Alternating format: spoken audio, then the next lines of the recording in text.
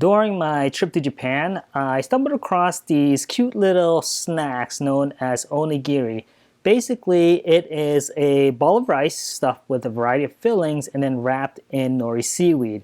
Really simple but super delicious and pretty easy to make once you get the hang of it. So we're going to start by making the rice. I'm using Japanese short grain. I don't think you can use like a jasmine rice or any long grain rice. It works much better with the short grain. You can fill onigiri with pretty much anything, but the most popular and the one that we like is tuna and mayo. I add sriracha sauce to make it a little spicy, and I'm gonna do one with salmon as well. We're gonna wrap it with seaweed. Now this is a special wrapper, and what's nice about this is that you can wrap your onigiri and it comes individually wrapped in this plastic, so that when you're wrapping the onigiri it actually creates like a nice little package which you can then eat later, because the key with onigiri is that you want the seaweed to be crispy when you eat it. You don't want to wrap it and then just let it sit, because then the seaweed gets all soggy and then it's no good. So you either gotta eat it right away or find yourself some of these rice ball wraps, individually packaged nori seaweed. Now this one's made by Yamamoto Yama. I'm not sure if you can get it on Amazon. You can check. I didn't get a chance to check yet. So we're gonna open up this tuna can and drain out all of the water. Sorry, it wasn't okay. So I kind of drained most of it already, and I don't have my tripod, so it's kind of awkward. But what I did was use the strainer, and I'm using the lid of the tuna can to press that tuna to get out as much of the moisture as possible. Okay. And to that, we're gonna add some mayo. I'm using Kewpie mayo. You can use regular mayo, but I feel like this is a bit tangier. I'm gonna put in about, I don't know, about a tablespoon worth.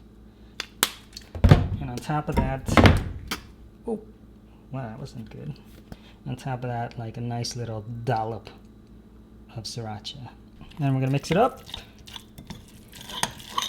You just want enough mayo to kind of bind the tuna.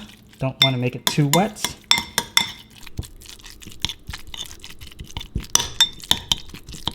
And we're gonna do basically the same thing for the salmon. And look, you can see the salmon still has the skin on. You could probably just peel that off. Or leave it on, doesn't matter. Depends on if you like salmon skin or not. My girls aren't a huge fan of salmon skin, so I'm taking it off.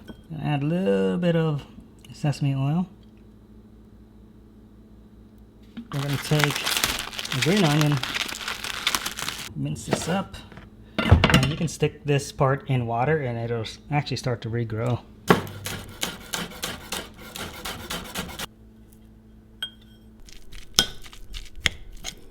Oh yeah, I can smell that sesame oil. I love sesame oil. Now, I feel like that needs just a little bit of salt. So I'm gonna add some of this pink Himalayan sea salt.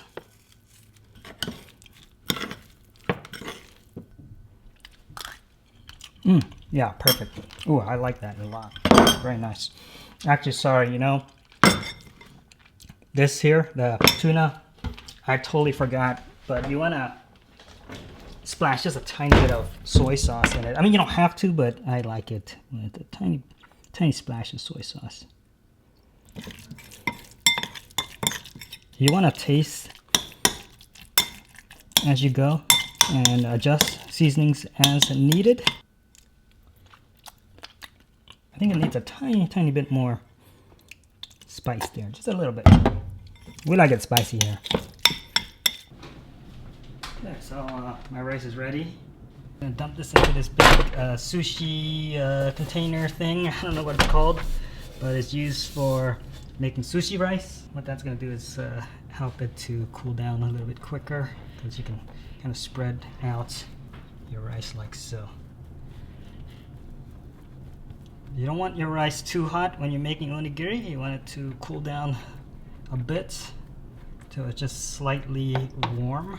While the rice is cooling, I want to show you exactly what this onigiri wraps look like. The seaweed comes individually wrapped. Put the rice ball at the bottom like this, and then what you do is you fold it like so, and then kind of twist it up and around. You seal it using these little stickers that come with it. I also find that clear tape helps to seal the sides as well, so I like to keep that handy. I have to say that you need some salt. I'll show you what we're going to do with this. Probably about 2 tablespoons worth of salt. I'm using this Korean natural sea salt. But basically what we're going to do is we're going to dip our hands in some water, wet your hands, and then we're going to take your fingers and boom like that so you get some salt on it, and then rub your hands together. And what you're doing is, one, you're making your hand, you're lubricating your hand so the rice doesn't stick your hand, and then you're also seasoning the rice bowl. Alright, rice has cooled down. Wet my hands. Down my finger, you can see that's probably a little bit too much. Just want to kind of coat your finger like that. Not like this, and you can do this over the sink. It's probably a little less messy. You can do that. This is about 3/4 cup of rice. You can use more or less depending on the size of your wrapper. And then we're gonna just take a little bit of filling, not too much. That's a teaspoon.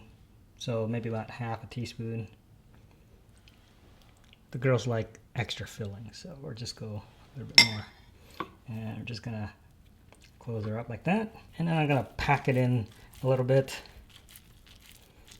like so. You don't want to squish it, but you definitely want to make it so it's a nice compact package. And then I'm gonna try and form it into a triangle, which is the tricky part here. I think. I'm not like a professional at this or anything, so there we go. We got our little onigiri rice ball shape, or triangle shape. And we're going to take our wrapper. I'm going to plop that down like that. Fold this up like you're making a paper airplane in reverse. And it's a little tricky, but once you make a few, you start to get the hang of it. And then we're going to roll it up like that. And then I get my sticker ready. And this goes like that. It's pretty good. I mean, it could be a little tighter, but it's wrapped. So I'll take this clear tape, and then what I do here is I'll actually fold this in. Because it doesn't really quite, see that? It doesn't really quite seal properly. Maybe I'm not doing correctly, but there we go, see? Now we got a nice little, at that, kind of cute. Alright, now I got like 10 more to make, so I have a lot of filling, so I'm just gonna stuff these.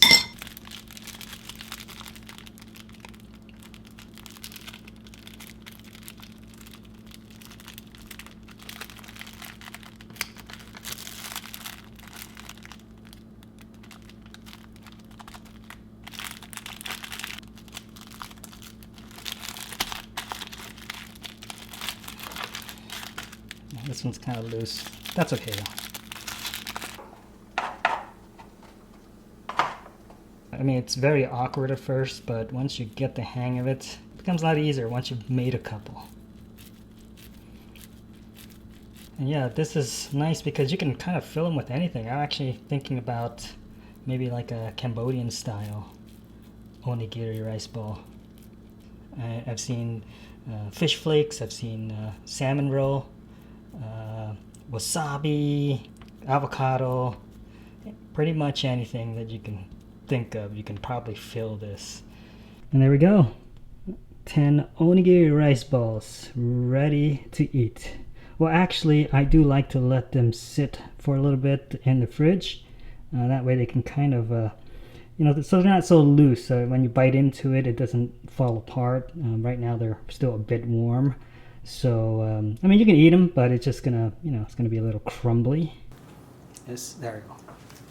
All right, so step one, peel this strip down like so, all the way around, and then peel off this sticker in the back, like that.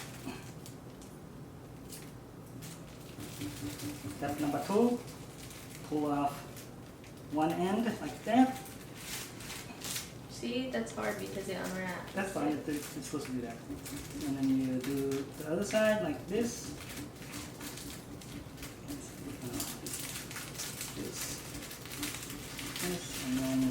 And then see, if you let it sit in the fridge for a little bit, it won't do this. It's kind of falling apart here. Okay, now I'm going to tell you guys background information because I don't like sushi. And this kind of tastes like sushi, but not really. And I like it.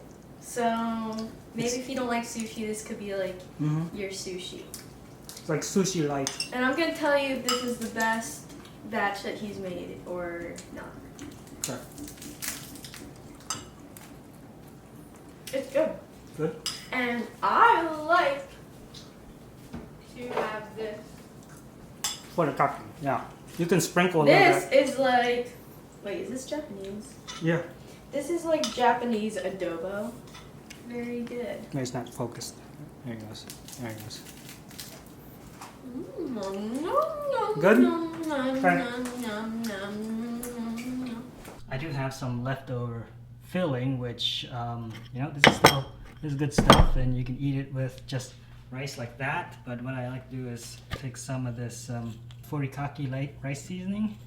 It's like a Japanese version of Mrs. Dash, but I like to put a little bit of this on some rice.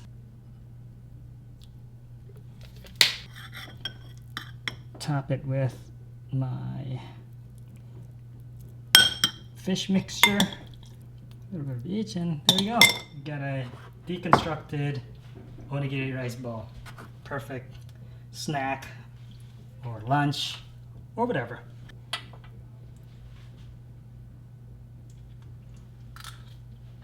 That is so good. Just like this, it's delicious.